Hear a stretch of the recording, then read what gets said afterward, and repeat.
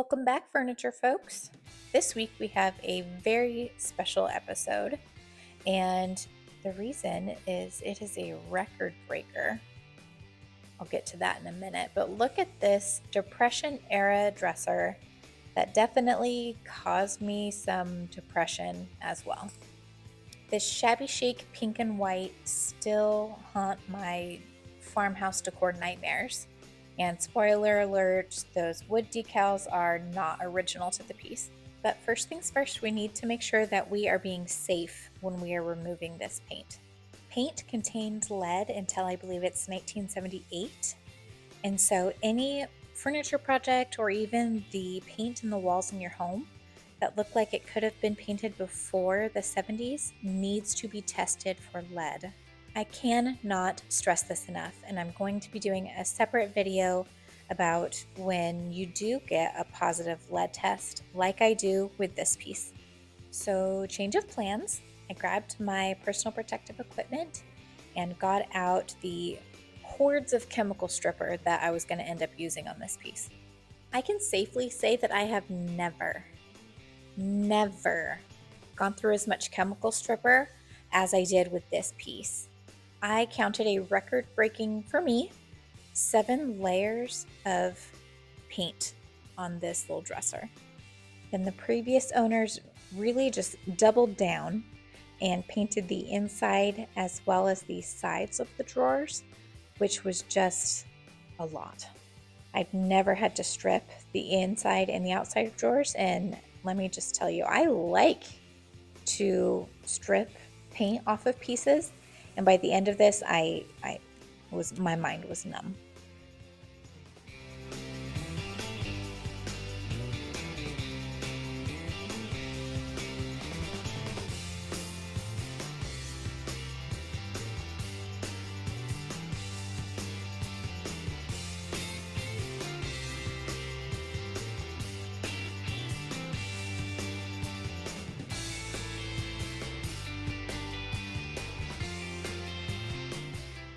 It ended up taking a couple days to get all of the paint off the larger portions of the dresser, and then came the picking, for lack of a better term.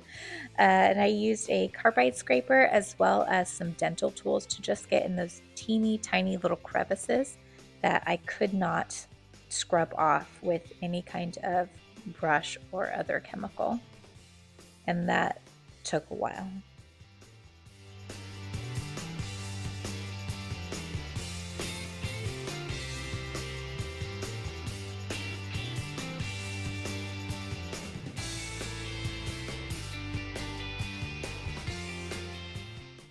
Luckily, I actually really enjoy this smaller, more tedious work when I've allotted the time prior to the project to tackle it, which is not something I had done prior to taking on this dresser.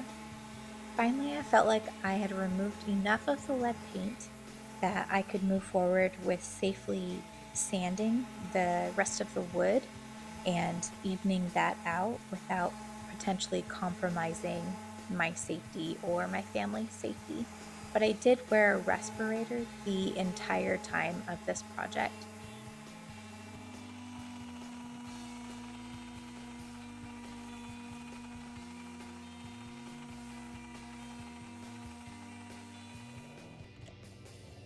This is a Depression era dresser, so it's from the 1920s and 30s. So naturally there was some decompensation over the last 100 years. So I did use some wood glue, clamps, and some wood epoxy to get the drawers up to snuff.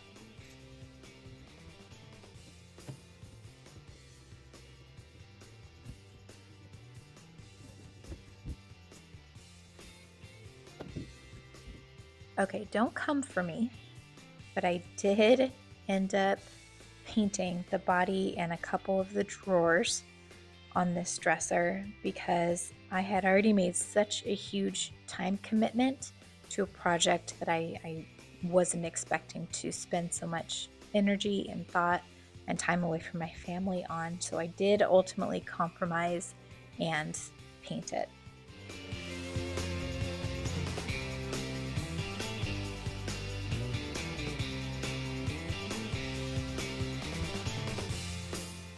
I said I painted some drawers, and here's why. I think over the last 100 years, a couple of the drawer fronts had been replaced, and so it was all different kinds of wood, which was beautiful on its own, but it did not blend. I tried 3 separate times with 3 separate strategies to try to get this poor wood to absorb the stain evenly. The first time around, I did a wood conditioner prior to the penetrating stain. That obviously didn't work, so I took it back down to raw wood. I did a slip coat of mineral spirits, trying beforehand before applying the stain. That didn't work. Took that back down to just the bare wood. And lastly, I did 2 coats of shellac prior to staining it, and that did not work either. So painting these dresser drawers really was the only option I felt like I had left. God forbid this ever happens again, but if any of you have any ideas or recommendations of what I could have done to not have to paint these drawers that just refuse to take stain evenly, I would love to hear your thoughts if you would put them down in the comments. Despite this Depression-era dresser causing me some great depression, I think it turned out beautifully. I'm so thankful to be able to contribute to the life of these historical pieces, as well as keep them out of our landfills. Thank you so much for watching, and I'll see you next time.